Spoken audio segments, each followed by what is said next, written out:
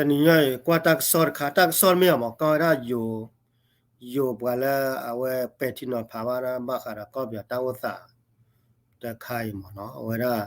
วันแหละตอนแล้วอยู่ก็เขาดูนี่แต่ว่าที่ก็ได้ไปแล้วโอ้บุเลยว่ากันย่อคนนี่เนาะตาวสามีก็เป็นเลยตัดขาดเท่าเป็ดที่นอนภาวะ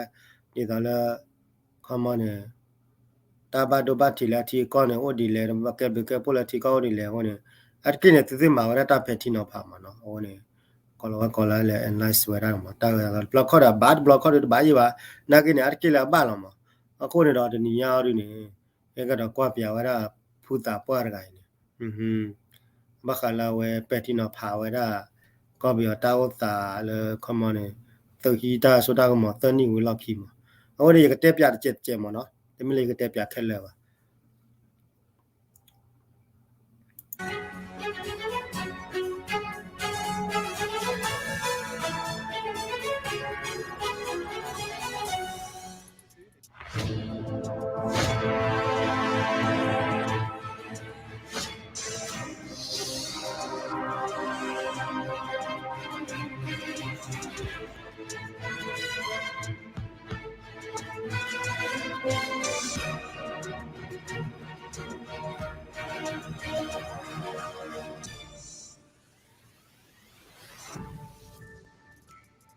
3 ปีรัฐประหารที่พม่านะครับหลายคนก็มองว่าการพูดจาในอาเซียนน้อย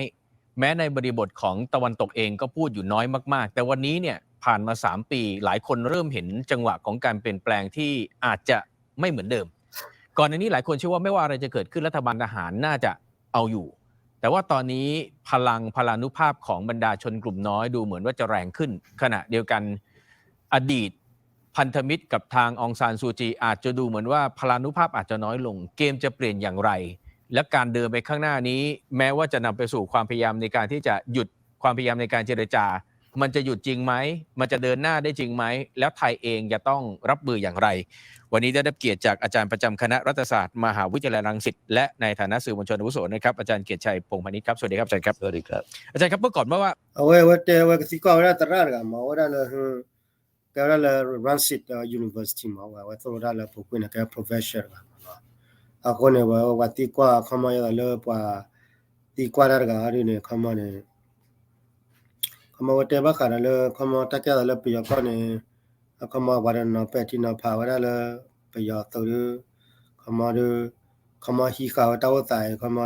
ตรอสเวกันนี่ดอกปลาเลยก็ตาวตายเนี่ยชอตเลยปลาทอดไปตัวที่ผ่านเนี่ยคือชูรามีคือအဲ့တော့တယ်လက်သနီတော့ဘူးနေလဲအေးစီယာမလို့ကမလေးအေးစာတဲ့ဖာနေတော့ဒီကလေးစာတဲ့ဖာနေကမကပါကပြတာခင်းနေတာတဲ့အားပါမေရတော့လဲဝမွနေဝင်နိုင်ကမတာတကိတတူဖာနေတော့တဲ့အားပါမနိုင်တော့ကတိကွာဝရလဲတရတကရေမနော်တရတကရေကောလို့တော့ဝရကပတိနော်ဖာဝရမနော်ไม่ว่าอะไรจะเกิดขึ้นเราก็เชื่อว่ายังไงทหารพม่าก็เอาอยู่อาจารย์คุยกับผมเหมือนเข้ารายการบอกว่าเกมวันนี้ไม่แน่ละชนกลุ่มน้อยเดี๋ยวนี้เขามีพลานุภาพเยอะมากเทคโนโลยีอะไรต่อมีอะไรเนี่ยพม่าทหารส่วนกลางอาจจะเอาไม่อยู่เป็นไปได้ไหมครับอาจารย์ครับเป็นไปได้แล้วเพราะเห็นว่าบริบทของการต่อสู้บริบทของความขัดแย้งปัญหาต่างๆเดี๋ยวนี้มันเปลี่ยนไปหมดแล้วนะเราจะเห็นว่าตั้งแต่ต้นมาเนี่ยไอ้บริบทของความขัดแย้งเนี่ยมันเกิดจากข้อเรียกร้องข้อตกลงปางหลงปี1947ซึ่งไม่เคยประสบผลสำเร็จเลยและตรงนั้นเองที่ทำให้เกิดการต่อสู้กันระหว่างฝ่ายพม่ากับชนกลุ่มน้อยအခုတော့မင်းလတ်စတာကင်းအကေဝတ်တေဘခါရလာပလောခရီမဲခါနဝတေမမာပန်ဖိုလဘတ်တဲလေနေဒါလည်းကော်ပီယောနေ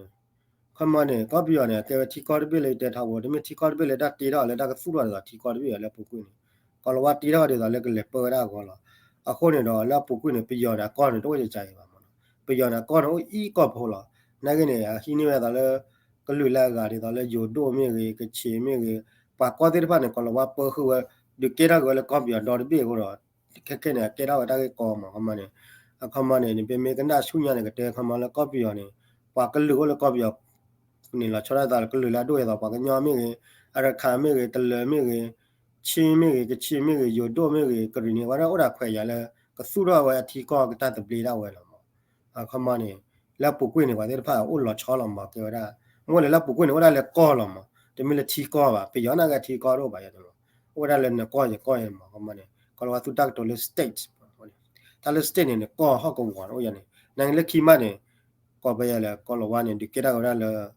wada ko da le country ma wa ne da pu ko ne wada state la le ki ma ke le country ko ne do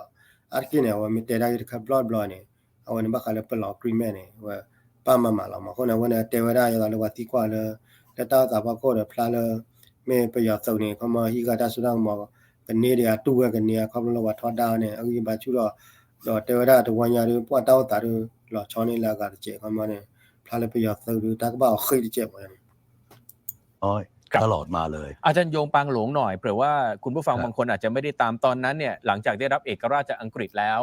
พม่าส่วนกลางกับพม่าที่เป็นชนกลุ่มนั้นทั้งหลายเนี่ยเขามีข้อตกลงกันเพื่อที่จะมีการจัดการรัฐในรูปแบบหนึ่งแต่ไปมากลายเป็นแบบนั้นไม่เคยเกิดขึ้นกับพวกเขาเลยไม่เคยเกิดขึ้นเลยข้อตกลงหลักสำคัญของปางหลงก็มีอยู่2เรื่องด้วยกันก็คือเรื่องเขตแดนอิสระที่อยู่ในครอบครองของชนกลุ่มน้อยต่างๆเรื่องแลนด์ออโตนอมีอีกเรื่องหนึ่งก็คือเรื่องขอให้จัดรูปแบบความเป็นรัฐชาติเนี่ยในลักษณะที่เป็นระบบสหพันธรัฐใช่ไหมฮะ Federalism 2เรื่องนี้เป็นข้อที่ตกลงกันในช่วงปี 1940 จนกระทั่งเมื่อพม่าได้รับเอกราชในวันที่ 4 มกราคม ปี 1948 แล้วเนี่ยข้อเรียกร้องเหล่านี้มันไม่ประสบผลสำเร็จนะเพราะฉะนั้นจะเห็นว่าตั้งแต่อันนั้นเป็นยุคของคุณพ่อองซานซูจีก่อนเข้าตกลงนั้นในยุคของพ่อองซานซูจีแต่ว่าเมื่อองซานซูจีถูกลอบสังหารซะก่อนแล้วเนี่ยเข้าตกลงมันไม่เกิดขึ้นในยุคต่อมาตอนที่อุนุเป็นนายกรัฐมนตรีครับ88ยังไม่ถึงเพราะฉะนั้นตรงเนี้ยพอในวินปฏิวัติในวันที่2 มีนาคมปี 1962นะฮะตรงนี้เองก็ทำให้บริบทของการต่อสู้การเรียกร้องตามข้อตกลงปางหลงเนี่ย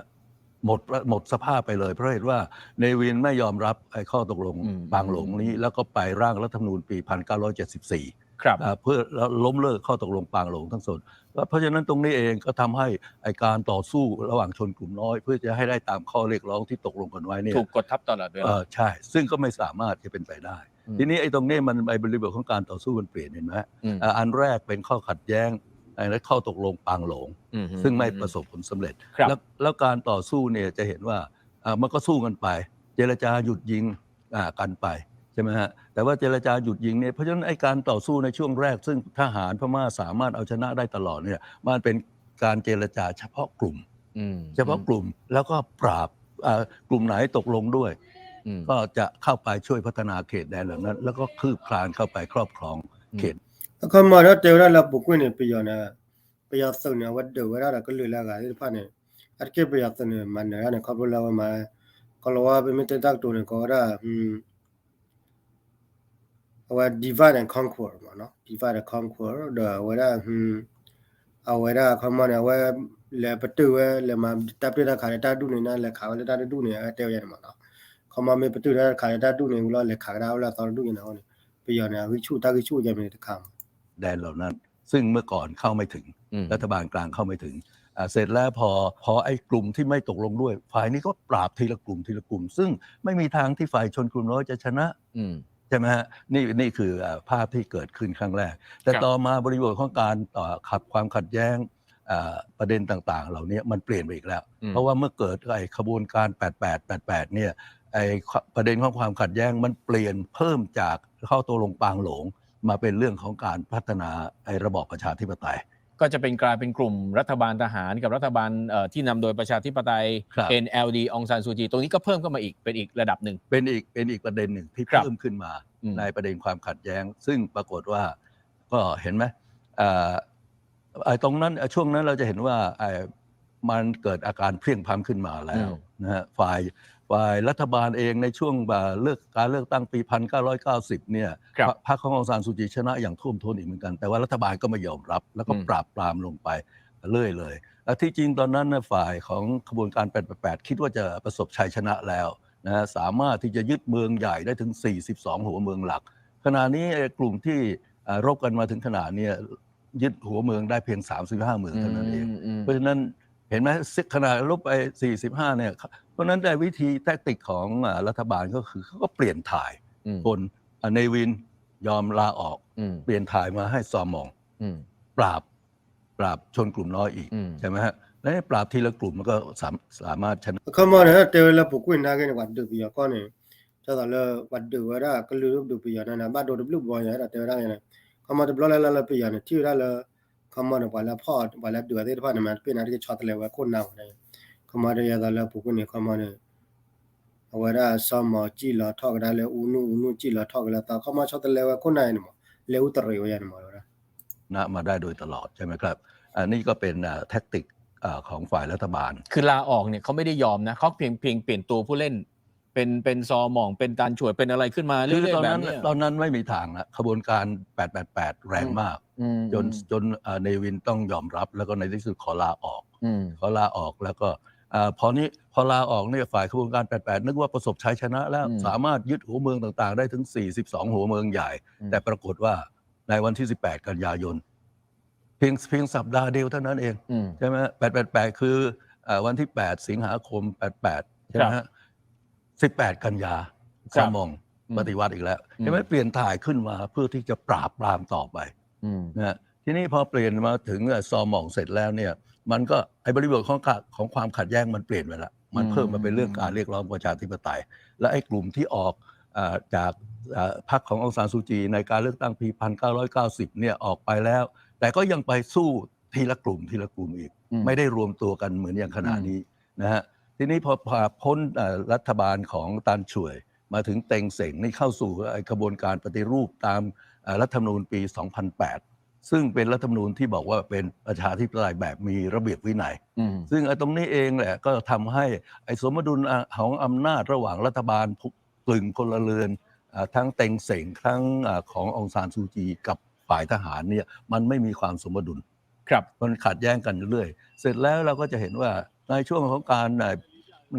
การปฏิรูปในยุคขององซานซูจีเนี่ยองซานซูจีก็ไม่ได้เฟเวอร์ไม่ได้นั่นกับฝ่ายชนกลุ่มน้อยมากนะเขามาเนี่ยเตปยาเลยก็ปีก่อนสาเตปชาจาเลยที่ว่าดูยาเลยขอสิขอเช็คตอนนี้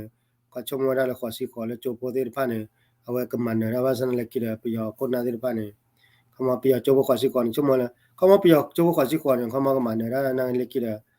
เขามาเนี่ยตมันเนี่ยเราหมอเนี่ยเทวดาเราเลยคิดเราเลยชาติเลยคิดตัวขอตับเลยปีดูเราว่าคิดตัวขอตับเลยแต่สักคนที่เราที่เลยแค่เรา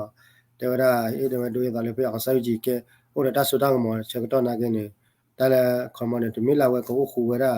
ก็รู้แล้วก็ที่บ้านเนี่ยโอ้คู่ได้ปีก็รู้แล้วมันนะนักแม้ว่ารัฐธรรมนูญจะเปิดให้ฝ่ายชนกลุ่มน้อยเนี่ยได้เข้าไปเพื่อที่จะปรับปรุงแก้ไขหรือว่าได้ตามคำเรียกร้องของตัวเองเนื่องจากว่าองซานซูจีเนี่ยก็ไปหนุนกลุ่มพม่าซึ่งเป็นเสียงคะแนนส่วนใหญ่ของพรรคเองเป็นส่วนใหญ่ตรงนี้ทำให้ชนกลุ่มน้อยไม่พอใจซึ่งจะเห็นได้ว่ามันเกิดกับกรณีของโรฮิงญาแล้วก็กลุ่มอาร์มี่อารากันอาร์มี่ทางนู้นด้วยอาจารย์ครับผมกลัวเวลาไม่พอแต่เอาได้เห็นกันว่าช็อตแรกปัญหาพม่าเกิดขึ้นจากการที่ไม่ได้แบ่งพื้นที่ให้กลุ่มชนกลุ่มน้อยอันที่2ก็คือว่ากลุ่มทหารเนี่ยมีอำนาจเหนือกลุ่มประชาธิปไตยที่มีอยู่ไม่ให้อำนาจองซานซูจีแต่ว่าณตอนนี้เวลาเนี้ยกลุ่มทหารดูเหมือนว่าดุลอำนาจหลายคนว่าเอาไม่อยู่แล้วแม้ว่าจะกดองซานซูจีแต่ว่าชนกลุ่มน้อยเนี่ยกำลังแรงขึ้นทั้งเหนือเนี่ยเห็นวันนี้เนี่ย4รัฐหรือ4พื้นที่เนี่ยกำลังจับมือกันอย่างนี้แล้วเนี่ยแล้วทหารดูเหมือนว่าจะพยายามที่จะเจรจาเอาเข้าจริงๆข้างบนเนี่ยชนกลุ่มน้อยนะวันนี้เขาสามารถต้านได้อยู่ไหมครับพลานุภาพหรือยังไงแล้วก็เสร็จทหารส่วนกลางอาจารย์มองยังไงถึงจุดนี้นะวันนี้ถือว่าต้านได้อยู่นะฮะเฉพาะวันนี้นะฮะเฉพาะวันนี้สามารถเขามาเนี่ยว่าที่กว่าแล้วเขามาแค่เลยก็เบียดเต้าสันเนี่ยไปยอดสิ่งนี้แค่เนี่ยเขามาเนี่ยโอ้เชื่อว่านี่เดียว่ามันที่กว่าแล้วเขาว่าดูว่าที่พากิจวัตรนักเนี่ยเลยตระหาดูเนี่ยเทวะเขามาไปยอดเต้าตาวันเนี่ยไปยอดสิ่งว่าเชื่อนี่ดีหรอมาแล้วยึดได้อีก35หัวเมืองไปแล้วครับนะฮะตั้งแต่วันที่1กุมภาพันธ์2021มาจนถึง1กุมภาพันธ์มาถึงวันนี้เหตุการณ์ที่เกิดทั้งหมด268เหตุการณ์นะในการสู้รบตามเมืองต่างๆผมเก็บบันทึกไว้หมดนะฮะตรงนี้ทำให้เห็นถึงความพ่ายแพ้ของฝ่ายทหารมาโดยตลอดเลยทีนี้ปัญหาก็คือว่าเมื่อความพ่ายแพ้เกิดขึ้นกับฝ่ายทหารเพลียงพล้ำขนาดนี้แล้วเนี่ยจะยุติได้โดยวิธีใด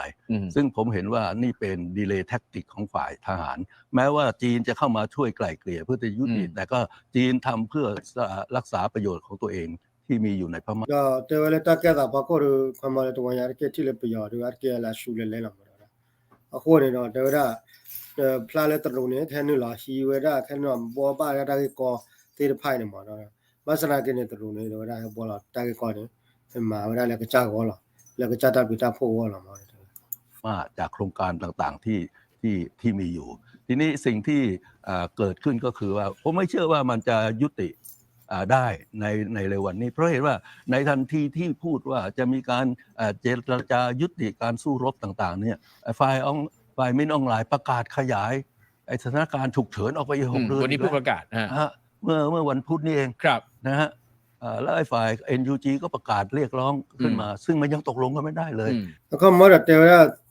ตาแกตาบ่อยๆเนี่ยมันคำมาเนี่ยเตวดาละมันก็เลยไปยอเนี่ยตอสไปยอสักเนี่ยตอสระนี่แหละคำมาเนี่ยเตวที่เนี่ยเดวดาเขาเราว่ามาจีเราว่าตาก็ได้ละวิกอูตาอุตามก็ emergency เว้ยคำมาเนี่ยไปยอตัวมาท้องเราว่าคือลาวมาเราได้เขาว่าเนี่ยมีได้ก็ไปแล้วคำมาเลยตาก็เลยก็ตาใครเนี่ยว่าตอสวันนี้ว่าเชื่อวันนี้ดีมั้งดอแล้วบล็อกกันอะไรเนี่ยไม่เลยก็ได้เลยอาศัยอยู่จีเข้าไปยังแต่ NUG อะไรเนี่ยคำมาขีดได้ที่ผ้าที่ตาเลยคำมาเลสซึ่งนี่ก็กิเลล็อกคีก็คำมาซึ่งก็เลยตาล็อกคีไม่มั้งทีนี้ตรงนี้ก็ทำให้เห็นว่าฝ่ายทหารคงไม่ได้ยอมที่จะยุติง่ายๆคำมาเนี่ยแต่ว่าเขาเลยประโยชน์ตรงนี้มาว่าตาเกี่ยวกับเนี่ยพลาดได้ประโยชน์ตรงนี้ที่ขาดย่อๆที่ไปนี่ไอ้ไม่ได้ยุติง่ายๆก็ใช้ดีเลย์แท็กติกแบบที่เคยทำมาก็คืออาจจะมีการเปลี่ยนถ่ายคำมาเนี่ยได้ประโยชน์ตรงนี้ก็สู้กับเราว่าคำมาเทคนิคล้อๆแล้วมาพวกนี้เนี่ยเอาไว้แล้วพวกนี้คำมาเนี่ยปุยได้เชื่อก็ต่อถือได้เชื่อก็ต่อดอต้าว่าตามีตัวอย่างดูแต่ก็ชอบแต่เล็กโคตรน่าแล้วเตวอย่างนี้มั้งตัวผู้นำทหารขึ้นมาสู้ใหม่นะฮะขณะนี้ฝ่ายที่หนุนเนี่ยกำลังเรียกร้องให้มินออนไลน์ลงแล้วเรียกร้องให้โซวินขึ้นมาแทนเพื่อที่จะสู้รบต่อไปทีนี้การสู้รบต่อไปเนี่ยมันดูว่าในเดือนมิถุนากรกฎาเนี่ยฤดูมรสุมของพม่ามาแล้วพวกกองทัพที่ใหญ่กว่าอาจจะได้เปรียบแน่นอนเพราะว่าทั้งกำลังอาวุธทั้งอะไรแต่อะไรเขาก็ยังมีอยู่แล้วการสู้รบในช่วงมรสุมเนี่ยคือมรสุมในฤดูมรสุมในพม่านี่รุนแรงมากฝนตกกัน10 วัน 10 คืนไม่มีหยุดเขามาเนี่ยเดี๋ยวนะปียอก็เป็นเนี่ยก็ต้าตาหลอดชอนเดี๋ยวนะเขามาเนี่ยปียอก็เนี่ยอะไรเลยตาดีได้ยังเนี่ยตามาญอได้เลยตากูขาเชิงต่อไม่มีเลยตาจุขาเชิงต่อดูเนี่ยตาดูได้ยังเนี่ยตามาคนเนี่ยเนาะเพชรตาดูได้ยังเขาเลยตาคือแบบคนเนี่ยปียอเนี่ยไม่เลยปียอสื่อก่อนโอ้แต่ตาปอตาหลอดตาเลยแบบคนเนี่ยเนาะเพชรตาดูได้เพเขามาเพชรตาจุขาเชิงต่อเนี่ยโอ้แต่อุบัติตาเชิงต่อแล้วก็เตะก็ต่อตาแล้วก็เรื่อยบ้าเกล็ดบ้าดาที่ป้ามาก็นั่นเนี่ยปียอก็ต้าอุตส่าห์เลยนั่นแหละเดี๋ยวได้เราดูปียอก็เนี่ยถ้าไม่จุดรอจูยาตอนแรกชีดอนนี่ดอนหนาวเนี่ยตัดจุดนี้นี่คือเนี่ยเขามาเลยตัดอยู่ใต้ยาก็เนี่ยแกรัตก็รักแค่ก็เนี่ยเป็นแต่รักตัวแล้วเนี่ยป่าเลยก็เลยดูได้ยาได้เราชอบได้เราบอกโอ้เลยก็เจอหลักลูกแล้วก็เนี่ยแกรัตก็รักแค่หมดเลยไม่เลยปียอดูนะโอ้ด่าคูด่าเวโอ้ด่าตาเลยเลยปุ๊บไปก็เนี่ยตัดจุดกันนะแค่เนี่ยตัวลูกก็มันตักเตะต่อตานี่หมดแล้วชอบเลยสุดเลยอะไรอย่างนี้นะฮะผมอยู่มาแล้วพวกเนี้ยเพราะฉะนั้นตรงนี้จะเป็นดีเลย์แท็กติกซึ่งทำให้ทหารจะปรับกลยุทธ์วิธีของการต่อสู้กลับมาแค่ไหนหรือไม่อันนี้ต้องดูตรงนั้นอีกทีหนึ่งซึ่งผมคิดว่ามันไม่ได้ยุติอย่างที่พูดกันได้ง่ายๆชนกลุ่มน้อยไม่ได้มีโมเมนตัมมากขึ้นหรอครับอาจารย์เพราะเดี๋ยวนี้มันมีโดรนมันมีอาวุธอะไรใหม่ๆแล้วก็มีการซัพพลายอาวุธจากข้างบนลงมาเยอะแยะมากมายเขาดูได้ทั้งโกกั้งได้ทั้งว้าทั้งอะไรกันแถวนี้แข็งแรงกันหมดแล้วมันก็มีด้วยกันทั้งนั้นน่ะในการต่อสู้ของทุกประเทศมันก็มีอาวุธใหม่ๆขึ้นมาอย่านึกว่าทหารพม่าไม่มีใช่ไหมใช่ไหมมันก็มาได้แต่ละปฏิกว่าได้ก็เขามาเอาไว้ตีกว่ามันเลยแค่เรื่องอะไรบ้างเอาไว้ดูไว้ได้ไปอยากตัวที่บ้านอัตราสิ่งที่ให้ที่ถ้าอยากได้โจรมันเนี่ยตลาดแต่เสียถ้าสิ่งที่เนี่ยก็ก็กันได้หรอกเขามาไปอยากตัวเนี่ยถ้าโอ้ยหรอกที่ตัวเนี่ยเขามาเนี่ยตาว่าดูแลตาแค่เนี่ยเดี๋ยวเขามาตาเขาเลยตาว่าตาชอบเลยบอกว่าตาสิ่งที่เนี่ยชอบเลยตาขี้ขวายปลาละมันเนี่ยก็มันก็สู้กันไปใช่ไหมฮะเพราะว่าไม่ใช่พอมีแล้วก็จะยอมแพ้เลยอะไรอย่างนั้นใช่ไหมเพราะนั้นตรงนี้เราคงจะต้องดูว่าไอ้จากการที่ขยายstate of emergency ออกไปอีก3 เดือนเนี่ยและไอ้ข้อตกลงที่บอกว่าจะจัดให้มีการเลือกตั้งในเดือนสิงหาคมปี2023มันก็ทำไม่ได้เพราะนั้นไอ้ความเชื่อถือเหล่านี้มันไม่เกิดขึ้นเพราะนั้นการสู้รบยังจะเกิดขึ้นต้องดูว่าฤดูมรสุม มันจะเกิดขึ้นรุนแรงอีกมากน้อยแค่ไหนแสดงว่าทหารไม่ได้เพลียงพล้ำจนหมดแล้วอาจารย์เชื่อว่าวันนี้ดีเลย์แท็กติกแล้วกะว่าจะเล่นงานอีกทีตอนฤดูมรสุมมาแล้วค่อยมาวัดกันอีกทีนึงว่าจะยังไงถูกต้องตรงนั้นแหละดูซิว่าสู้ไหวไม่ไหวค่อยมาว่ากันอีกทีนึงครับทีนี้ไอ้ข้อเรียกร้องต่างๆมันจะเปลี่ยนไปเลยนะอย่างที่เราคุยกันเพราะว่าไอ้ข้อเรียกร้องไอ้ตามข้อตกลงปางหลงคือขณะนี้ NUG เรียกร้องว่าโอเคยุติการสู้รบแล้วก็ขอให้จัดรูปแบบรัฐชาติให้เป็นdemocratic federalism ใช่ไหมซึ่งแน่นอนละฝ่ายของ NUG ซึ่งเป็นฝ่ายพม่าจะต้องอยู่ลักษณะนั้นไม่งั้นก็อยู่ไม่ได้ปัญหาของการสู้รบที่จะเกิดขึ้นต่อไปมันอยู่ที่ว่ายุทธวิธีของการสู้รบที่จะเกิดขึ้นในช่วงฤดูมรสุมเหล่านี้จะต้านไหวไหมแล้วพม่าซึ่งขณะนี้เพลียงพล้ำในทางยุทธวิธีของยุทธสงครามเหล่านี้จะทนอยู่กับการปิดล้อมอยู่ได้นานแค่ไหนคำว่าเนี่ยเทวดาคำว่าเนี่ย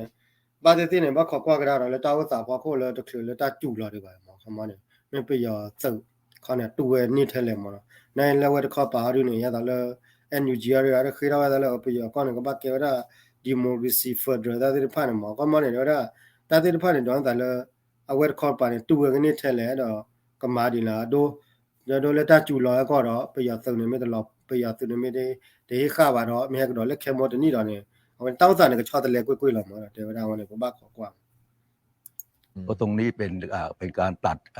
กำลังอาวุธอะไรต่างๆออกไปเยอะครับเพราะตรงนี้เป็นเรื่องที่น่าต้องติดตามดูมากกับกลุ่มที่เป็นกลุ่มNUG กลุ่มองซานซูจีกับชนกลุ่มน้อยตัวนี้เขาจะผนึกกันได้ติดไหมครับหรือว่าอันนี้ไม่ต้องห่วงแล้วเพราะองซานซูจีกลุ่มตรงนี้เนี่ยแทบจะไม่ได้มีบทบาทอะไรคิดว่ายังไงทหารน่าจะสู้กับทางชนกลุ่มน้อยตรงนี้มากขณะนี้เขาผนึกกันติดแล้วเพราะว่าจากအခုเนี่ยเราเจอได้แค่เนี่ยเราชอบได้แล้ว NUG တော့ကလူလာဝဲအပတ်ချရာတဲ့ဖာနေခမကလူလာပတ်ချရာတော့ဘာကညောမီကချီမီနေအတမတ်ကွာတော့ထဲလဲမနော်အတမခမနဲ့တေဝရတမတ်ကွာတော့ခဲတဲ့အိုကေကေလာတေဝပို့နေမှာတမတ်ကွာတော့ကေလာမှာတော့ผลที่เขาได้รับผลจากที่ไม่สามารถเอาชนะอะไรได้เลยเพราะเห็นว่าถูกปราบทีละกลุ่มทีนี้หลังจากมินออนไลน์ยึดอำนาจแล้วเนี่ยแต่ละกลุ่มหันมารวมกันเห็นไหมฮะสร้างพันธมิตรสร้าง PDF ขึ้นมาใช่ไหมกองกำลังป้องกันประชาชนเสร็จแล้วก็รวมพลังรวมกลุ่มรุมกันตีนะใช้ป่าล้อมเมืองอะไรต่างๆนี่คือแท็กติกที่ทางฝ่ายชนกลุ่มน้อยใช้อยู่แล้วตรงเนี้ยเมื่อได้รับชัยชนะแล้วจึงจะมาตกลงกันว่าเราจะเอายังไงแล้วผมเชื่อว่าในการตกลงจากชัยชนะถ้าหากว่ามันตกลงกันได้จริงๆนะนอกจากจะเรียกร้องในเรื่องของสมาพันธรัฐแล้วเนี่ยผมคิดว่าในหลายชนกลุ่มน้อยจะขอแยกตัวเป็นอิสระအခုမှတော့တေဝရခဲတော့နေပါဒီဖာเนี่ยတော့နေဥဒါလည်းကဒူလာပေါ်ရဆက်လာဒူလာပေါ်ဆိုမေဘူးလာနေခမနဲ့ NUG တော့ကလူလာပတ်ချရာတဲ့ဖာเนี่ยကဘာမှာတာလော်လဲခမနဲ့မှာတာလော်နေထဲလေဒီနေထဲလေနာကနေတေဝလေတာလော်ဖော်ကိုခက်ခဲတာတေဝရလည်းကသူရတော့ Federation မှာတော့ကသူရ Federal ကောရလည်းစမဖာတရတ်စာဖာတရတ်မှာနော်အခုနေတော့နာကနေလည်းစာတနာဖော်ကိုနေကလူတနော်နော်ကဲတော့ဝဲသဘလီလာမှာခမကဲတော့အကချတီချကောတာဝဲလာမှာเดี๋ยวเลยตาชมกว่าคนจะขอแยกตัวเป็นอิสระว่าเนี่ยขอแยกตัวเนี่ยเขามาเนี่ยถือพาเกษาอุสบลีเราเกษาเราอย่างที่ขณะนี้เนี่ยกลุ่มว่ากลุ่มขชิน4กลุ่มวันนี้ก็มีการจับมือกันนะใช่แล้วเขาเป็นอิสระอยู่ในตัวเองอยู่แล้วโดยที่ว่าด้วยตอนที่ถ้าพอคนกูจะตอนเรียกว่าไม่เกชินไม่ปฏิพันธ์เนี่ยกระจายเนี่ยแล้วก็อุสบลีเลยหมดเลยนะเขามาเนี่ยแต่ดอกหนึ่งเราแล้วก็เบียบัวเขามาแต่ดอกมาได้ integration หรือว่าเขามาอุสบลีเลยหมดเลยเพราะฉะนั้นผมว่าข้อเรียกร้องหากจะเกิดขึ้นในระยะต่อไปหากว่าเป็นจริงเนี่ยมันไม่ใช่เพียงแต่ว่าขอให้เป็นรัฐสมาพันธรัฐเท่านั้นแต่จะมีบางชนกลุ่มน้อยขอเป็นรัฐอิสระแยกตัวอย่างว่าเนี่ยจะไม่ใช่เลยว่า Federal บ้างมาเดี๋ยวนะเขามาเนี่ยจะไม่ใช่เลยต้าอุดกว่าเขาเนี่ยพอจะดูเนี่ยเขามาเนี่ยก็บ้าถือภาษาเรามาเดี๋ยวนะออกมาตรงนั้นสิที่จะต้องดูว่าทั้งอาเซียนหรือว่าแม้แต่ประเทศไทยเนี่ยจะรับสถานการณ์ในช่วงการสู้รบที่จะเกิดขึ้นในช่วงฤดูมรสุมนี้ยังไงต่อไปตกลงซีเนเรโอจะออกยังไงกันได้แน่ๆครับเขามาเนี่ยเดี๋ยวนะเขามาดูเขามาตาเกลมันแก่แต่บ้านเนี่ยเลยอยู่ก้อนไม่เลยอิชาไม่เนี่ยบ้าขาดูพอจะดูไม่ถือภาษาเนี่ยมันแก่ที่ก็แล้วตอนนี้เราแต่ว่าเนี่ย Asia 面有高面也有多面呢，跟马外地联盟呢，看嘛过车的外地联盟，啊，可能我带回来了把它地瓜的个看呢，scenario 了个特别搞了 scenario 了，啊，我个特那个马达地联盟地瓜的。อาจารย์สี่ชนกลุ่มน้อยจะประกาศความเป็นรัฐที่เป็นเอกราชได้ในที่สุดแล้วก็องซานซูจีหรือกลุ่มคำมันเนี่ยแต่ละเลยพอแล้วเปิดเชื้อราที่ต่อไปกันยอกันยันเนี่ยแล้วก็บุบาราลาตาตะเบลก็ว่าเราประกาศอีกราเนี่ยบุบาราตาตะเบลเนี่ยแกก็ได้เสียกลุ่มที่เป็นกลุ่มต้านรัฐบาลทหารจะสามารถที่จะสถาปนาในพื้นที่ส่วนกลางในพื้นที่รัฐบามาได้อันนี้เป็นซีเรียลที่1หรือซีเรียลที่2คือทหารพม่าเปลี่ยนตัวเข้ามาเล่นใช้ดีเลย์คิดการคำมันเนี่ยแต่สนิวันตอนที่เนี่ยไปยังส่วนนี้ไปยังส่วนสุราเลยคิดว่าคำมันเนี่ยเลือกปากกลุ่มตัวน้อยๆก็บุบาราลาตาตะเบลก็ตะเบลเอาไว้ดับไปน้อยๆก็สกอร์ไปยังอาศัยNUG ปัวว่าอย่างมั้งในคิดที่อะไรเนี่ยแต่สนิวันแล้วตอนขันเนี่ยบ้านที่เราเนี่ยคำมันเนี่ยไปยังส่วนนี้ที่ข้าวแต่ก็ชอบเลยก็โคตรน่ารักก็ชอบเลยก็เทคนิคแล้วซ้อมเทคนิคแล้วก็สามารถที่จะคุมได้อยู่อาจารย์คิดว่าไอ้แบบไหนที่จะเป็นไปได้มากกว่ากันมาถึงจุดนี้เนี่ยแต่ที่แน่ๆคือมรสุมนี้ลบตีกันหนักแน่นอนผมคิดว่านะเพราะว่าเท่าที่ดูมาโดยตลอดแล้วเนี่ยใช้เทคนิคอันนี้มาโดยตลอดอันแรกเนี่ยรบทีละกลุ่มซึ่งมันก็ชนะแน่ใช่ไหมแต่คราวนี้รบรวมกลุ่มอะไรต่างๆแล้วเนี่ยแล้วอาจจะจนเกิดการเพลี่ยงพล้ำถึงขนาดนี้เพราะนั้นดีเลย์แทคติกตรงนี้มาแล้วก็มันว่าที่ก็ได้ซีนาริโอคิดค่าเนี่ยแก้ต่างกันทีแล้วเดี๋ยวได้เลยซีนาริโอคิดค่าเนี่ยไปยอดตัวนึงก็ชูไม่ชูบาเลยมันเนี่ยเลตราอะไรเตะกันได้เลยเดี๋ยวได้เลยทำมันเนี่ยแต่ดูแต่ยาพอกูว่าดูเนี่ยไปยอดตัวที่ข้าวว่าเดี๋ยวอาร์เกเนี่ยตัวได้ดีเลย์แทคติกบอกว่าอ่ะคนเนี่ยปกติข้อเลยคำมันก็คือเลยแต่จุกขาเชื่อก็ต้องมันเดี๋ยวอาจจะใช้ฤดูมรสุมซึ่งทำให้ฝ่ายชนกลุ่มน้อยเนี่ยรบได้ยากขึ้นใช่ไหมแต่รอบนี้มันจะไม่ลบทีละกลุ่มแล้วเพราะว่ามันต้องลบทุกกลุ่มถูกต้องไหมครับอาจารย์อาจจะได้เปรียบตรงเป็นฤดูมรสุมเพราะว่ามีกำลังมากกว่าแต่ต้องลบทุกแนวอันนี้จะยากเขาไม่กลัวหรอกใช่ไหมทหารพม่าโหดร้ายมากแล้วก็ทำการรุนแรงมากเหมือนอย่างเช่นไอ้ขบวนการ888เนี่ยยิงต่อหน้าที่สถานทูตอเมริกันในกรุงย่างกุ้งตายไป 3,000 กว่าคนอะไรอย่างเงี้ยแบบยิงกราดเลยอะไรต่ออะไรเพราะนั้นเห็นไหมว่าไอ้ลักษณะการต่อสู้เหล่านี้มันเต็มที่ดูเดือดเต็มที่เพราะนั้นตรงนี้หนึ่งผมคิดว่าเราต้องดูแล้วก็เตรียมรับสถานการณ์ในช่วงฤดูคือว่าเรายังเดาไม่ได้ว่าจะจบแบบไหนแต่เอาเป็นว่าถ้าเขาเล่นกันเมื่อไหร่เราต้องเตรียมการรับมือแถวบ้านเราถูกต้องแล้วก็มันเตะได้เลยกับกระเตอร์ดีเลยเตะบ้าวันนั้นนี่แต่มีอะไรมีอะไรเนี่ยเดี๋ยวได้ก็เลยโยนแล้วโยนแล้วก้อนปูเลยพี่ก็เนี่ยก็บอกก็เตะต่อจากขี้ขาเลยมาได้มีกับกระเตอร์ไว้ได้แล้วก็มาเนี่ยไปยาสุลาปัวหรือไม่มาไปยาสุเนี่ยว่าที่ข้าก็ได้กี่ดอกก็มาเนี่ยอะไรอันยูจีเนี่ยได้ดอกก็รู้เลยแต่พาดไม่บุบาลตาตะเบลไม่ว่าดูได้ตาดูได้ยังเนี่ยก็เสร็จแล้วยังไม่เคยเราเตะยังมาแต่มีอะไรมีอะไรอยู่ก็เนี่ยบอกเตะต่อกันรัฐบาลก็มีความพยายามที่จะมีระเบียงมนุษยธรรมมีอะไรกันตรงนี้อยู่เนี่ยพอไหมครับอาจารย์หรือว่าต้องทำอะไรในเชิงการเมืองด้วยทั้งในเชิงภูมิรัฐศาสตร์ด้วยครับที่จริงไอ้ระเบียงมนุษยธรรมเนี่ยเป็นรูปแบบหนึ่งของที่เรียกว่า right to protect นะฮะซึ่งเป็นกฎที่มีอยู่ในสหประชาชาติแล้วนะฮะซึ่งทำได้แล้วที่จริงควรจะทำมาตั้งแต่ก่อนแล้วตอนนี้ผมคิดว่าก็เอาละเริ่มต้นใหม่ก็ไม่ช้าละก็ยังดีใช่ไหมฮะก็ยังดีทีนี้ไอ้เราเนี่ยไปเล่นไอ้ quiet diplomacy มาโดยที่เหมือนก็ไม่ได้ทำอะไรเดินเข้าไปเขามาเนี่ยเราเจอแล้วอยู่ก้อนเนี่ยแล้วปุ๊บเนี่ยมาได้ quiet diplomacy มาเขามาเนี่ยเขามาตั้งใจจะเลยไปก้อนเนี่ยอยู่เนี่ยเว้ยเขามาเนี่ยเล็ดเดียวไปสื่อนั่งเนี่ยบล็อกคนนั่งเนี่ยปล่อยเลยเสียกลอยตอนเลยอาศัยอยู่จีบไปไม่เลยอยู่จีน่าก็เยอะดอกปล่อยเลยเด็ดกว่าดอกปล่อยเลยพอได้ซื้อปล่อยเลยเกี่ยวกับว่าเปิดเชื้อได้มั้งแต่ตอนเลยปล่อยกันย้อมมีกรีนี่มีเนี่ยก็โอ้ละมาได้เนี่ยก็ได้เลย quiet diplomacyเข้ามาใช่ไหมหรือเหมือนอย่างกับบังเอิญในช่วงของรัฐบาลที่แล้วเนี่ยมันเหมือนไม่ได้รับความเชื่อถือจากชุมชนนานาชาตินะที่จะเข้าไปแก้ปัญหาอะไรได้นี่ไทยเนี่ยมี2สถานะหนึ่งในสถานะของสมาชิกสำคัญของอาเซียน2ในฐานะของปัจเจกรัฐที่เป็นประเทศซึ่งมีเขตแดนใกล้ชิดที่สุดกับไทยเพราะนั้นลบผลกระทบต่างๆเพราะนั้นควรจะมีบทบาทอะไรตรงนี้ได้มากมายทีนี้เท่าที่เป็นมาเนี่ยของเราเนี่ยผมคิดว่าไอ้ที่บอก higher diplomacy ต่างๆเนี่ยมันไม่ได้ผลก็ดูสิไปจ้างใครก็ไม่รู้ไปเป็นที่ปรึกษาไอ้กรณีเหล่านี้แล้วก็หายเงียบป๋อมไปเลยไม่รู้ว่าทำอะไรกันบ้างอะไรต่างๆแต่ว่า เมื่อเริ่มต้นตรงนี้ผมคิดว่าบทบาทของไทยตอนนี้หนึ่งเห็นจะต้องตั้งรับสถานการณ์ที่มันอาจจะเกิดขึ้นในช่วงมรสุมเพราะว่าดูสังเกตจากการที่มินออนไลน์ประกาศขยายสถานการณ์ฉุกเฉินออกไปอีกแล้วนี่แปลว่าเขาไม่ยอมอ่ะ အခါမနေဟိုရတေရလာတက်ပြလဲယူကောနေခမနေဘခါတာဂက်ခါနေဟိုလတာဘတ်ချေတော့ကလေဝတေတေဘဘမင်းကြီးနာဂက်တမီမျိုးနဲ့တလည်းကဘာမာခါနေမောကတက်တော်တာလာခမနေအဲ့တော့တေလည်းတရတရနေဆဲလက်တွေလာမောနေဟိဝဒွေတော့လည်းမရလည်းနေဝမကြည်တော့ဝရကောလဲထီလကောဘူးဝေကောဦးတောက်တာနေကောလဲ emergency ကိုနေတော့မထော်တော့ရကောနေတော့ဟိုနေဖလာဝဒလည်းပြရသူနာဂက်ဟိခါဝလာကစက်တူတာရလာမ ใช่ไหมเขาบอกเลยว่าเขาจะต้องจัดการให้ประเทศอยู่ในสถานะสงบสุขซะก่อนแล้วค่อยมาตกลงกันใช่ไหมเพราะฉะนั้น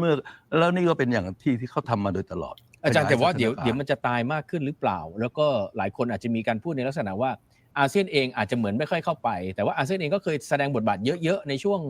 กัมพูชาในช่วงอะไรแบบนั้นเราอาเซียนเองเราขยับกันมากขึ้นได้ไหมไม่งั้นมันจะมีความขัดแย้งกันมันจะลบกันเยอะขึ้นอ่ะเราขยับได้มากกว่านี้ไหมอาจารย์มันน่าจะทำได้มากกว่านี้นะฮะเพราะว่าไอ้ five point consensus อะไรเหล่านี้นะมันบางไปไหมอาจารย์มันอ่อนกำลังเพราะเหตุว่าแม้ในอาเซียนเองก็ไม่ได้ก็มาแล้วแต่ว่าก็แล้ว5 points ว่า consensus อะก็กลุ่มอย่างนี้แต่ไม่ตัดขาดแล้วแต่ที่ชอบตัวนี้ว่าประโยชน์ดูๆท้อว่าดอกว่าที่ก็ได้ที่ต่อแล้วปฏิทินที่จะดูต่อยาลาตามาที่มาว่าแต่อาร์เราก็บอกว่าเนี่ยไม่มาเรื่องนี้ก็เสียเดียวแต่ไม่มาเนี่ยเรื่องนี้ก็เสียดีหมดเลยเราเที่ยวอย่างนั้นคำว่าปฏิทินเนี่ยก็ใหญ่หรอกที่ดูแล้วแต่ก็ยาแล้วแต่ใหญ่หรอกบอกแล้วมั้งที่ต่อแล้วที่จะดูยาแล้วแต่เรามาที่มาว่าแต่อาร์นี่เรื่องนี้ไม่มาก็เสียเดียวกันแต่ก็เนี่ยว่าเที่ยวได้คำว่าอย่างต่อแล้วเอเชียไม่กันเนี่ยตากิจ้าว่าหมดเลยก็เลยนู่นเราเที่ยวไปย้อนนั่นกันนี่มาว่าเที่ยวแล้วก็เยอะมาเราเที่ยวได้มีอะไรที่เห็นตรงกันทีเดียวทั้งหมดเลยมาเดี๋ยวเอเชียก็นั่งเนี่ยเอเชียก็เนี่ยโอ้ได้เบียดชีเนี่ยจะเบียดนั่งเนี่ยตาที่เลือกบ้ากันเลยก็เรียกเลยว่าก็แบบตั้งเนี่ยตาที่ตลอดอยู่ว่าแกตั้งจำทีนี้มันขึ้นอยู่กับบทบาทของประเทศผู้นำในแต่ละปีอย่างปีนี้ลาวเนี่ยใช่ไหมจะไปมีพลังวังชาอะไรที่จะไปจัดการแก้ไขปัญหาเหล่านี้แล้วก็เนี่ยว่าดูอย่างเราดอนแต่เราจะนี่นะว่าแล้วเกี่ยวกับเอเชียก็ชาเมมเนาะเอาเนี่ยนี่ยาวเนี่ยเกี่ยวกับลาวเนี่ยเกี่ยวกับชาเมมเกี่ยวกับพลังชินาเราแต่แล้วลาวเนี่ยอยู่ตัวปีกก็ดูเนี่ยเอาเนี่ยอัตราเรื่องต่างกันเนี่ยลาวเนี่ยถ้าสุดท้ายมาดูท้อว่าแล้วก็เนี่ยแต่เอาเดี๋ยวแต่ประเทศเราป่าวก็เนี่ยเขามาแล้วลาวเนี่ยก็เลยชอบตัวนี้ว่าปีกก็เนี่ยเขามาเนี่ยแต่มูลาดูท้อว่ามาเขามาเนี่ยรีบาดูว่ามานั่นก็บ้าขอกว่าเราลาวไม่จีลาวอีกแล้วที่ก็แล้วตอนนี้ไม่เกี่ยวแล้วเอาไว้ได้เขามาอิชาวพลังชินเอาชุนยาบีเนี่ยไม่บ้ามันลิชาวหมดเลยหรือแม้แต่เริ่มต้นอย่างบรูไนก็เล็กเกินไปกัมพูชาใช่ไหมจะมีอะไรตัวเองก็จะเอาไม่รอดอยู่แล้วใช่ไหมมาถึงลาวอะไรตอนนี้ก็ดูแล้วก็ยังไม่มีอะไรแต่ว่าไทยแสดงบทบาทออกมาเห็นว่าจะสร้างไอ้ humanitarian corridor อันนี้ก็เป็นเรื่องดีสำหรับบทบาทไทยซึ่งสูญเสียการนำไปโดยตลอดแต่สิ่งที่เราจะต้องดูบทบาทของอาเซียนในปีต่อไปคือเมื่อมาเลเซียเป็นประธานแล้วจับมือกับมาเลเซียดุมากเลยจับมือกับอินโดในฐานะที่เป็นอาเซียนเมนแลนด์กับอาเซียนในทะเลพวกนี้มาจับมือไว้ด้วยกันเพราะมันจะมีเรื่องของความแตกต่างศาสนาความแตกต่างแนวความคิดเนี่ยแล้วเราในฐานะที่เพื่อนบ้านติดกันจับมือกันไป 2-3 ชาติอย่างนี้พอดีขึ้นไหมครับอาจารย์ครับผมก็คิดว่าหรือว่าอย่างน้อยกับมาเลก็ได้แล้วคือมาเลเนี่ยนะเขาดุดันมากแล้วก็มาเดี๋ยวที่ก็เดินนะเขามาคือบาดาสุรังหมอเลยก็เลยชอบแต่นี่ว่าไปอยู่ดูทอนด้วยที่ว่าด้วยตอนลาวมีกัมพูชามีบรูไนมีที่ก็ว่าเนี่ยจากกัมพูชาเนี่ยพวกมุมอยู่หรอมั้งเขามาว่าได้เลยกัมพูชาเนี่ยแค่ว่า dictatorship อยู่หรอกนั่นก็เนี่ยได้แต่ว่าขอกว่าเดี๋ยวเลยคาจุนยาโดมิลิชามีแกท่อเนี่ยมิลิชาเลยก็ที่ก็แล้วดูเพราะเดี๋ยวโอ้ยบาลาเดี๋ยวว่าที่ผ่านเนี่ยตาที่เดี๋ยวไปอยู่ก็เนี่ยหล่อช้อเราแต่ละเนี่ยวันนี้แกว่าบ้าขอกว่ามาแล้วเขามาเนี่ยเราแต่ว่าเลยกว่าแล้วที่กว่าแล้วนะที่กว่าเขามาเนี่ยที่เขาแล้วป้อนแล้วบูรที่เขาแล้วเราก็เลยร้องเนี่ยตาหล่อช้อแต่เราจะเห็นตั้งแต่เริ่มต้นมาเลอินโดสิงคโปร์เป็น3ชาติแรกที่ ที่ดุดันมากกับ อืม กรณีที่เกิดของ อืม พม่า เพราะฉะนั้นถ้าหากว่าประธานของอาเซียนและเลื่อนจากลาวไปเป็นของมาเลเนี่ยต้องดูซิว่ามาเลจะเล่นอะไรบ้าง อืม เราจะเห็นว่าอันวาอิบราฮิมออกมาแรงๆในหลายเรื่องด้วยกัน แม้ถึงขั้นจะขับไล่ อืม พม่าออกไปด้วย อืม นะฮะตรงเนี้ยว่าดูซิว่าอาเซียนจะเล่นบทที่จะทำให้ไอ้ Five Point Consensus ของอาเซียนเนี่ยมันประสบผลสำเร็จแค่ไหน แล้วตรงนี้ก็เขาก็จับตาดูว่าแล้วไทยล่ะ ซึ่งมีบทบาทสำคัญ ทีนี้ไอ้เมนแลนด์อาเซียนเนี่ยนะไทยมันเป็นตัวการ เป็นหัวห ให อกอยู่ ญ่ แล้ว หัวหอกสำคัญเล ครั ย บ เนี่ยถ้าหากว่าไม่ทำอะไรให้เห็นแล้วเนี่ยนะชุมชนนานาชาติมันก็จะขาดความเชื่อถือ แต่ว่าเดี๋ยวนี้อาเซียนมันเหมือนก็ถูกมองเป็นแค่ทอล์กช็อป เสือกระดาษคำนี้ก็ยังมีอยู่นะอาจารย์ talk shop ใช่ใช่เป็นแค่ทอล์กช็อปดีแต่พูดทำอะไรไม่ได้สักอย่าง อืม เป็นประเด็นเหล่านี้ เพราะฉะนั้นผมคิดว่าการที่ไทยได้แสดงบทอะไรตรงนี้ออกมาเนี่ยจะเป็นจุดหนึ่งที่น่าสนใจ เรา ก็มาแล้วแต่สิก็แล้วอยู่ก็แกว่าที่ก็ไปแล้วบุญไปก็รอจะตาว่าเตบ่ปุ่นเข้ามาจะไปอยู่ก็อยู่ไปดูเราว่าเข้ามา humanitarian coordinator ว่าเข้ามาเนี่ยมากันแล้วตามมาเจอว่าว่าเว้ยว่าก็บ้าเกิดกันมีตาละเว้ยดอกเข้ามาแล้วเข้ามาเนี่ยแกว่าตาปาพลาแล้วอยู่ก็เนี่ยเข้ามาเนี่ยโอ้ได้เอาเข้ามาเนี่ยฮิมูฮิดาเว้ยเข้ามาเนี่ยแกว่าปว่าแกว่าที่ก็ไปแล้วตาตอคุรแม่มาก็အဲ့တော့တရဖလာကြီးမှာဖလာကြီးလက်ထီကောကအမေညာမှာတော့အကန်မီရတဲ့ခေါပလေအရှာကနေအစီအတီကောဘီချင်ခေါပလေတာတီတလာပလောက်ကနေဘလောက်ကနေတာတီရလာမှာရမနီမတသေးပဲနေ เราต้อง แล้ว เตรียมการ เราควรต้อง รับมือไหมครับว่า4พื้นที่ชนกลุ่มน้อยที่จะแยกออกมาเนี่ยท่าทีของเราควรจะต้องยังไงแบบไหน เนี่ยตรงเนี้ยผมคิดว่าเป็นเรื่องที่รัฐบาลจะต้องนำไปเป็น เพราะเราก็ค้าขายกับเขาอยู่ตามสภาพ အခုမှလည်းတော့တေဝရတီကောလည်းကမကြားတာနေဖူတီလည်းကရက်တော့ခမတီကောမကြားတာတော့အဒိုရလာကရီနီမတဲလဲတော့တီတပလေကောတပလေတော့တောက်တာမေကတော့ကရီနီမဘူပါရတာတပလေအဒိုဂျိုဒိုနာကနေအိုစစ်ကောတာခွတဲ့ရလာအဒိုတလောလာကဲတော့ဝဲရနေလက်ထဲလဲမေလနိဖကောတော့မေဘူပါရတာတပလေအဒိုဘာကညောတာလောမောနိုင်တော့ဘာကညောခဲတဲ့အခုနာရတဲလဲဘူပါရတာတပလေလို့နော်ကarchitect federal lama ado hiwa do lama ni hiwa do la lo pa ola bu pa la obu de yo kwa de pa ni me bu ba la ta te ple do me ke do thi ko la so ni ne yo bu do no ba o cha do wa di le ba ma di le อยู่ ใช่ มีคนของเราก็ติดต่อกับเขาอยู่เป็นประจำในขณะเดียวกันมันก็ต้องยอมรับรัฐเดียวเป็นหลักก่อนมันจะทำยังไงอาจารย์ยากเหมือนกันนะ ใช่ အခုမှလည်းတေဝရအခုမှလည်းว่าดูme pa la me bu ba la ta te ple do le international platform ko ne ka ba tu lo wa da li do leအခုမှရတာme kwa le international ဒါတော့တယ်တလည်းne ka bu ba la ta te ple ne ka ba long bi we le international ဒါแต่ဘတော့နေ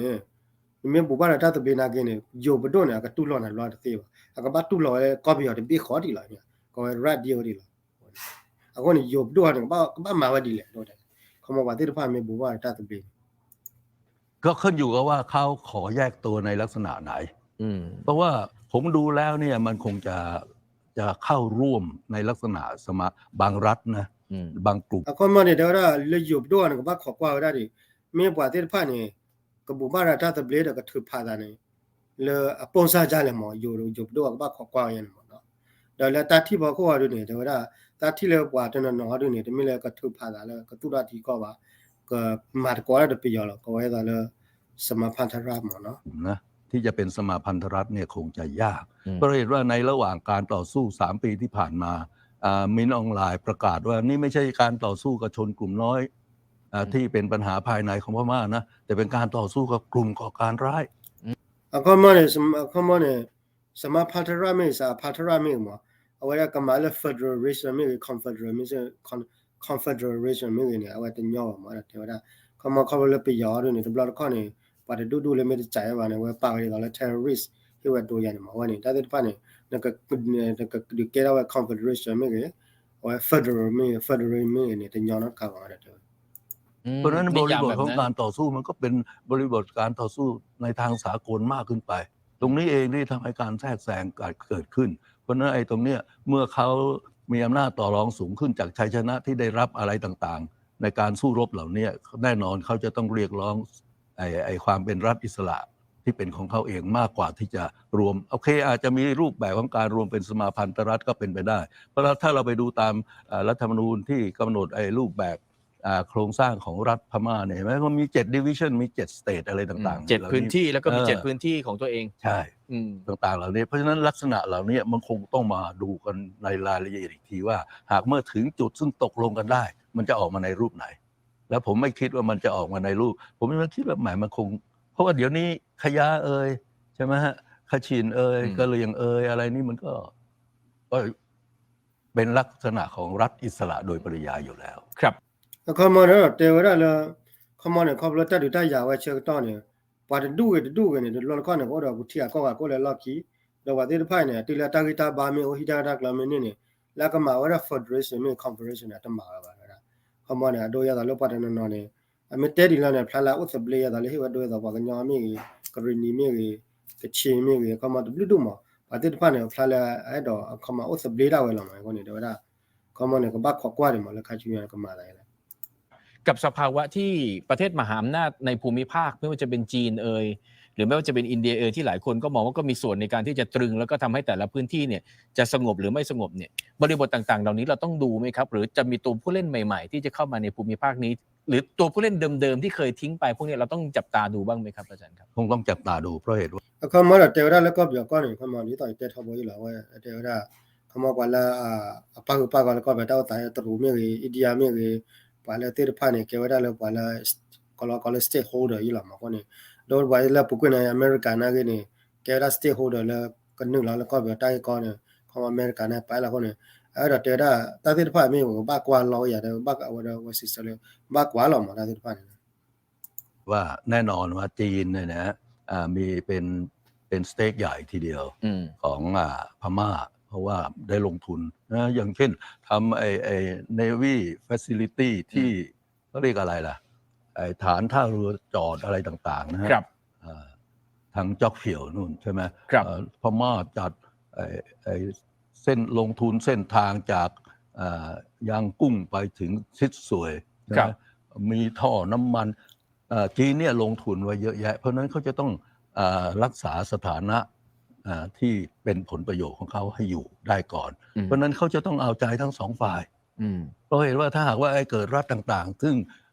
จีนอยู่ในเขตที่จีนลงทุนแล้วมันเกิดแยกเป็นอิสระจีนก็ต้องเอาไว้ในขณะเดียวที่จีนก็ต้องเอาพม่าไว้ด้วยเพราะนั้นการโจทย์จีนก็จะคล้ายๆเราแต่ว่าจะแตกต่างกันบ้างแต่ว่าก็คล้ายๆเราเหมือนกันใช่ไหมอาจารย์คล้ายๆเราเพราะว่าเราอยู่ติดชายแดนอย่างนี้แต่ว่าก็ไม่ว่าด้วยแล้วตรูอยู่นี่ต้าตาตลอดชอบอ่ะโดที่ก็เบี้ยเนี่ยมีก็ปาดก็ดูไม่ได้สุดาจัดที่จักก็ได้วันนี้ตรูน่ากันบล็อกก็บ้าตุลเอาไว้นะตัวบล็อกก็ตรูน่ากันเนี่ยก็บ้าตุลสิก็ไปยอมอะไรแต่อย่างนั้นเอาเนี่ยอยู่ก็ได้เนี่ยก็บ้ามายันจิหรอก็มาเนี่ยดูปาดดูเลยมีบุบาร์ตาตัวเบลล์ตัวบล็อกก็มาสก็ได้แต่ว่าดูน่ากันเนี่ยก็บ้าตุลเอาไปยอมเขาก็จะได้เปรียบมากกว่าเพราะเห็นว่าไอการที่เขาให้ความสนับสนุนกลุ่มว้าเนี่ยมันเกิดจากตั้งแต่สมัยที่พรรคคอมมิวนิสต์ของพม่าแตกในปี 1989 แล้วมารวมกับพรรคว้าแดงแล้วก็ได้รับการสนับสนุนเพราะนั้นตรงนี้เองที่ทำให้ว้าแดงมีพละกำลังสูงกว่ากลุ่มอื่นๆแล้วก็สามารถที่จะต้านกองทหารของพม่าอยู่ได้ตลอดเวลาเพราะนั้นเขาเสร็จแล้วจนถึงขนาดนี้ชนะอย่างนี้แล้วคิดหรือว่าเขาจะไปรวมกับพม่าใช่ไหมจีนก็ไม่ว่าด้วยแต่ละว่าเจ้าตาเนี่ยเขาเนี่ยแล้วพูดเนี่ยว่าเนี่ยว่าเขาเนี่ยก็ว่าบักอะไรคอมมิวนิสต์ที่มากว่าตัวว่ารอเลยเราตรุเนี่ยเขาเนี่ยชอบช่วยว่าที่พาเราว่าเนี่ยบาลเลยป่วยทอดเราแค่เนี่ยว่าโอ้ช่วยเราเดี๋ยวก็จะตีกันเลยก็เนี่ยแต่ว่าเนี่ยแค่อุ้มมือเลยก็จะตีกันเลยหรอก็เนี่ยเลยไปยอมให้ดูว่านักเนี่ยหลอกหลานนี่ก็เนี่ยเนาะเนี่ยชั่วโมงยาวๆเลยว่าเนี่ยเอาก็กี่มาสกว่าเดี๋ยวไปยอมเขามาก็แก้แล้วก็ไปยอมสักอย่างเนี่ยมั้งเอาก็เขาเนี่ยจะมาว่ามั้งแต่ว่าก็ต้องเอาไว้เพราะนั้นตรงนี้ก็คือเราจะเห็นหลังจากนี้แล้วถ้าหากว่าตกลง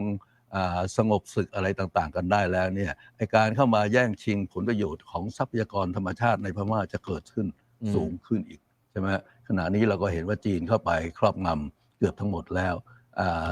โซเวียตเนี่ยเข้ามาในแง่ของก็มันเนี่ยโดนเตะว่าแล้วตัดดูตาอย่างวันนี้ไม่วิ่งโดนแล้วไม่วิ่งมันจะกันเนื้อมันกันเนื้อไม่วิ่งเนี่ยเขามาเนี่ยปว่าที่ดูก็ดูที่ว่าเลยแค่นึงละที่นี่ว่ามีอะไรมากันละแต่ละ ta thủ ta đó là bây giờ có bùi tiền pha mỏ để đó là trụ này là nửa là yêu ra tô miệng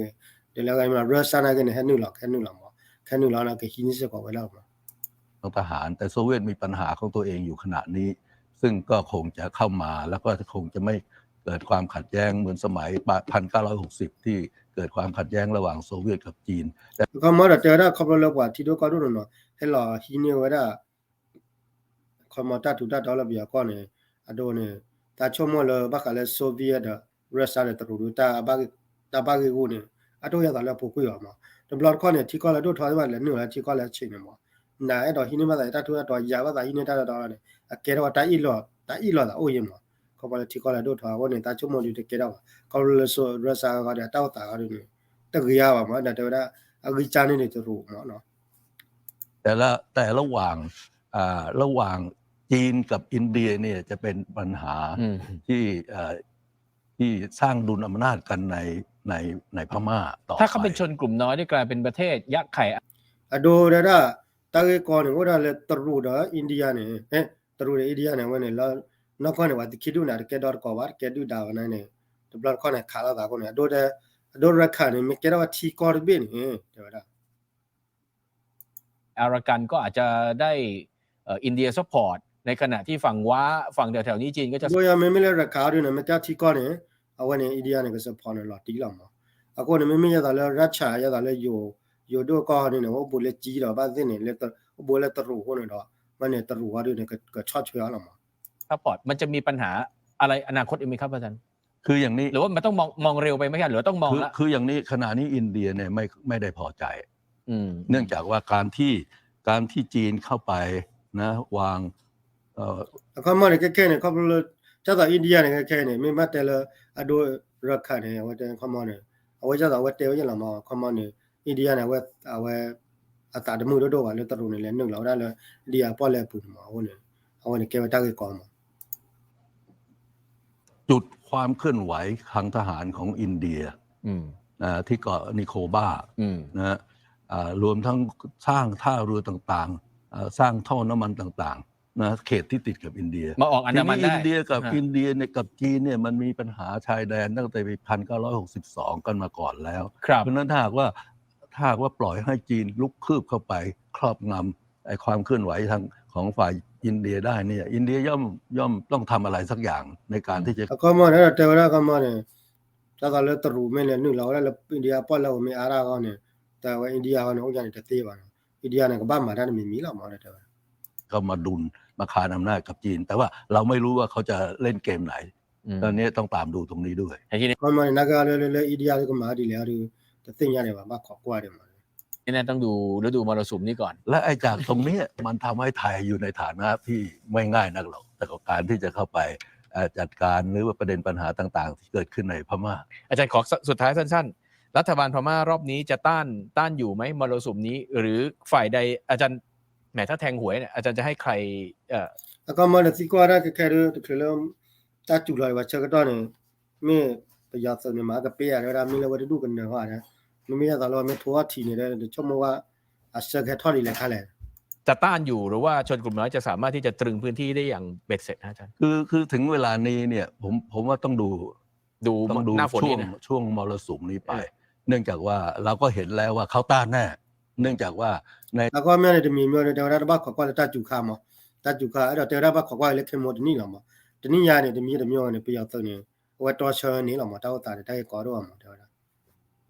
ทันทีที่บอกว่าจะมีการเจรจาหยุดยิงแต่เขาบอกว่าเขาขยายกฎอัยการศึกก็แปลว่าเขาไม่ยอมเขาต้องสู้แล้วเขาก็ประกาศเลยว่าเขาจะต้องทำให้ทุกอย่างสงบซะก่อนแล้วถึงจะมายอมรับไอ้5 point consensus ของอาเซียนอีกทีหรือว่าตกลงที่จะสงบศึกกับชนกลุ่มน้อยอีกทีเพราะนั้นไอ้ตรงจุดนี้มันเป็นอินดิเคเตอร์ที่บอกว่าเฮ้ยมันไม่จบง่ายๆหรอกเขามาเนี่ยเขาไปเลยไปยอดสุดเขาดูที่ข้าวก็รอแกว่าถ้าเขาเลยพลาดเอาไว้ก่อนแล้วอินดิเคตอยู่แล้วนะแต่ละตัวเอาไว้เขามาเตะยาแล้วเขามาตัดดูเนี่ยก็เตือนย่อๆนะเดี๋ยวนะว่ามรสุมที่เกิดขึ้นเนี่ยดูซิจะมีอะไรตามมาครับแล้วเราจะเล่นบทอะไรกันดีคำนี้ต่างหากครับขอบพระคุณอาจารย์โอเคครับเอาไว้เนี่ยว่าเจอว่าขาแล้วเขามาเลอตระกับ professor ตาไปที่นอพาก็ว่าดูเนี่ยเดี๋ยวเขามาว่าเขาก็เลยเข้มหมดนี่หรอมาแต่นี่ยาเขาดูก็ดีหรอมาเดี๋ยวนะ คุณผู้ชมครับหลายฝ่ายเวลาตามข่าวมาผมเองเนี่ยตามข่าวก็ดูเรื่อยๆว่าชนกลุ่มน้อยมีพละกำลังมากขึ้นเรื่อยๆเรื่อยๆแนวโน้มยุทโธปกรณ์กำลังเนี่ยได้เปรียบกันเยอะเลยทีเดียวขณะเดียวกันเกมเนี่ยมันก็ต้องมานั่งฉุดคิดกันว่าอากาศเปลี่ยนมรสุมเข้ามาแล้วรัฐบาลกลางส่วนของรัฐทหารเนี่ยเขาก็มองว่าเขาจะสู้ต่อทีนี้เราก็ไม่แน่ใจนะครับว่าโมเมนตัมที่มาจากชนกลุ่มน้อยเนี่ยพอมาเจอแบบนี้สถานการณ์เป็นยังไงแต่ว่าไทยเองล่ะจะตั้งรับได้เหมาะสมเพียงพอและมองไปเผื่อดุลอำนาจในอนาคตหรือเปล่าเผื่อถ้าหากมันออกมาในอีกแนวหนึ่งวันนี้ผมและท่านอาจารย์ลานะครับสวัสดีครับအခုမှဝတ်တက်ပြာခမခဲလက်တတွေတရချူရတော့ချီရလဲပွားပတ်ချရဒီတော့ဘာညောမေအခုနေယုံမဲသုတကတော်နေယုံနေဝသုဝတကတော်ယုံနေဝသုဝတကတော်နေမေသုဝတကတော်လဲချုံကလူน้อยနေခမနေပါလားပတ်ချရဒီတော့ဘာညောပေါ်သေးပါမနော်ဒီတော့သုဝတကတော်လဲချက်တိဖာကြီးမနော်ခမနေပါလားပတ်ချရဒီတော့ဘာညောမေကရီနီမေယူโดเมกยาวเนี่ยเนาะเมสุระเลยคำว่าเอาซาจูจีเนี่ยว่าเนี่ยแกยูจีพระเผยมาเนาะดอกเมสุระเลยถ้าหาพม่าอย่างนั้นก็ได้เลยไปยอดสื่อที่พระเนาะคำว่าเนี่ยก็เปล่าเนี่ยถ้าเกิดเนี่ยโอ้สกายปมาหรอคำว่าเนี่ยว่าได้ไปยอดสื่อจะดูเลยไปยอดแล้วทอดาวสื่อจะดูเลยประเทศมาเลยไปยอดสื่อดีโมรสีจะดูแล้วบัดเจอว่าก็เลยละเปิดเฉยได้เลยแกดอกไม้เนี่ยก็ที่ตะเบก็ตะเบไม่เลยแต่นอนเปิดเฉยได้เลยเอาไว้ได้กำมาไว้ได้เฟอร์ดร์ไปยอแล้วเกี่ยวกับกอดไปยอก็กอดไปยอจะดูไม่เลยเนาะเอาไว้เนี่ยตัดเสื้อข้างเนี่ยว่าไปที่นปาปมาละแต่บลอดข้อเนี่ยว่าไปที่นปาจะที่ก็เลยดูทอถ้าตรูไม่อินเดียไม่รัสเซียไม่นี่จะตามอเมริกาไปเลยนี่เราก็เราจุลเราก็โอ้ยเรามาอย่างนั้นไปมาเนาะเอาไว้เนี่ยไม่ได้การเลยเราเตะเปียมั้งอย่าเตะดูไม่เลยเตะเปียแค่เลยว่าสนาเกลือว่าสนาเกลือเลยเอาไว้ได้ยังก็เตะป่วยเรามา